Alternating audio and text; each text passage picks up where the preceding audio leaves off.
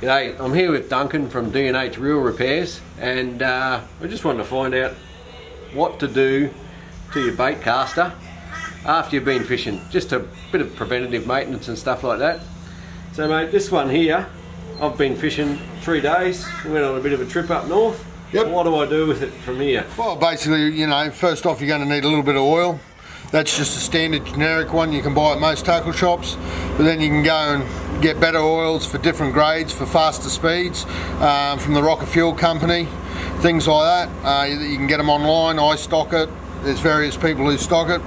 You're going to need a little bit of, I use a little bit of old hard carbon fibre so it doesn't damage the thumb screw, or you can alternatively just use a 5-cent piece. Either way, we're just going to undo that. Now, most people know how to do this as they undo the side cover to change their brake blocks or things like that, you know. The other thing we've done before we've done this is we've just removed our leader and put a little bit of insulation tape on here to stop the line fraying out when we take the spool out. So we just take the side off, and that'll expose one spool bearing here. Take our spool out, and we've got our second spool bearing there. So your spool bearings are the things that's going to slow you down when you're casting.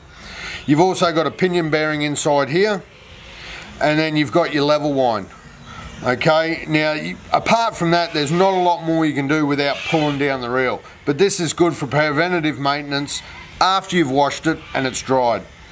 So you can choose the speed of oil that you want the reel to react with. In Peter's case, he's throwing bigger lures, so I would suggest just your standard type everyday oil. If you're bass fishing with tiny little lures, then you want to go to stuff like your either your yellow or your tournament formula. Okay, and again, you know, the grade of the oil will change how fast that spool's going to run. So then it's just a few drops of oil here, a few drops of oil around the outside of the lock device, as this can cause, if you don't look after this area and this starts to corrode, you'll never get it apart. This spool bearing, just a couple of drops, and when I say a couple of drops, I mean literally a couple of drops. Too much oil will slow it down, not enough and it will corrode. Just work the oil in with your finger. Once that's done, you can put a couple of drops inside here in the actual pinion. Right, because don't forget, our pinion's got to be able to slide, and you can see how the pinion jumps in and out when you come in and out of gear.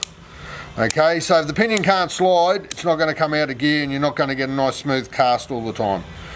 Then a couple of drops on our worm end,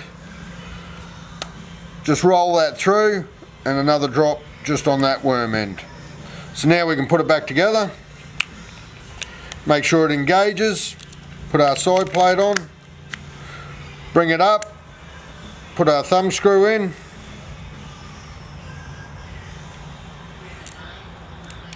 give her a little tighten,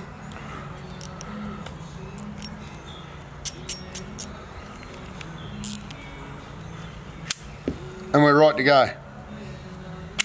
Perfect, mate. Alright Duncan, so that's pretty easy, mate. If you need anything else, like service, how often should I service this reel? Well, I suppose it comes down to how often you fish. The people who fish more often probably need less servicing. I know that sounds crazy. It's mainly the guy who will fish today and doesn't fish in 3 months. Yeah. He's going to have more problems than the guy who's fishing every day. But a general rule of thumb, sort of probably every 12 months. Yeah. But if you're going to have a long period of time after fishing that you're not going to fish, I suggest you get them serviced, bagged up, and then they'll be ready to go when you're ready to go. Otherwise you'll, you know, like everyone, get caught out and want to go on a trip and your reel's jammed. So that's great, mate. I can tell my missus I'm going to go fish more to look after me. That's it, mate. Alright, I hope that helps you out.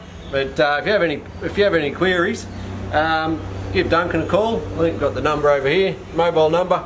Mate, if you want to get your reel serviced, give him a call. Mate, he does a wonderful job. Thanks. And you can find us at reelrepairs.com.au. See ya.